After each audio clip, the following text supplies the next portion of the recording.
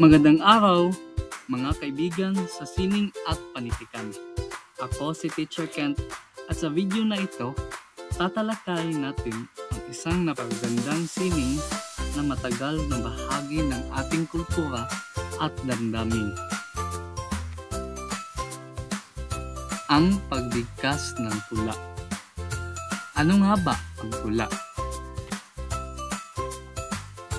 Ang tula ay higit pa sa mga salita sa papel.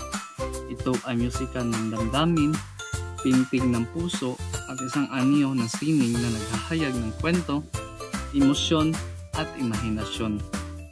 Sa bawat linya at saknong, makikita natin ang lalim ng damdamin na may akda at ang kagandahan ng ating wika.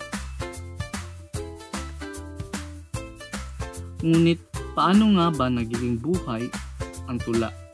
Paano natin naipapahayag ang damdamin at mensahe nito sa pamamagitan ng ating boses at kilos?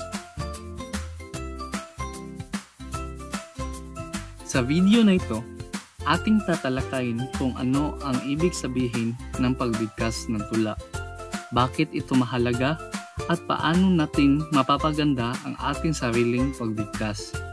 Handa na ba kayo?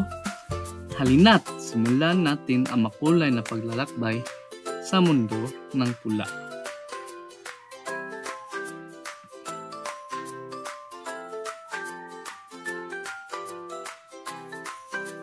Una, ano ang pagbigkas ng tula?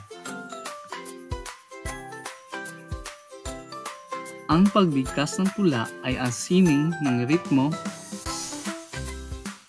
pagsasalita ng tula na may damdamin at kahulugan. Hindi ito simpleng pagbabasa. Ito ay paraan ng pagpapahayag ng emosyon, kwento at imahinasyon.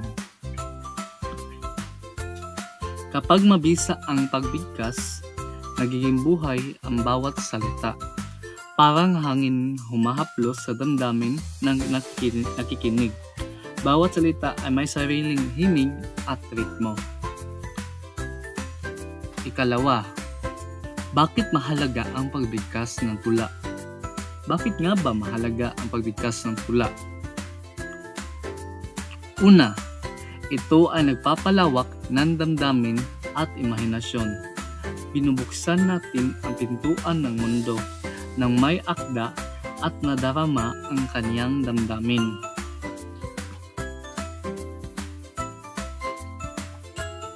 Ikalawa, ito ay nagpapayaman ng wika at panitikan. Dito natin maririnig ang ganda ng ating sariling wika, ang musicality ng bawat salita at ang ritmo ng tula. Ikatlo, ito ay nagbibigay ng inspirasyon at aliw. Ang tula ay parang sinag ng araw sa umaga. Nagbibigay liwanag, init at inspirasyon sa puso na nakikinig. Ikatlo, paano maging mabisa ang pagbigkas ng tula? Narito ang ilang paraan upang mas maging makulay at buhay ang ating pagbigkas. Una, unawain ang tula. Basahin ng paulit-ulit, damdamin ang bawat linya at isipin ang larawan o damdaming nais iparating ng may akda. Kalawa, ipakita ang damdamin.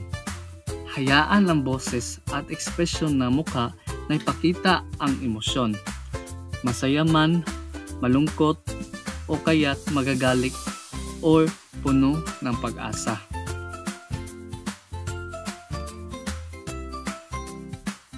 Ikatlo, gamitin ang katawan at galaw. Ang simpleng galaw ng kamay o pagtingin sa audience ay nagbibigay buhay sa salita. Ikaapat, mag-practice ng paulit-ulit. Mag-ensayo sa harap ng salamin o mag-record ng sarili upang mapabuti ang boses at ekspresyon. Bilang dagdag, tandaan na maging natural at malikhain sa pagbigkas. Huwag pilitin ang sobra-sobrang dramatiko, hayaan ang damdamin na dumaloy at higit sa lahat, enjoy the process. Ang pagbigkas ng tula ay isang paglalakbay ng puso at imahinasyon.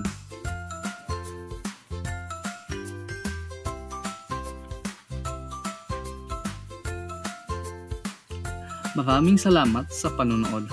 Huwag kalimutang i-like, i-share at mag-subscribe para sa mas marami pang kaalaman sa panitikan at sining ng salita. Hanggang sa muli at happy reciting!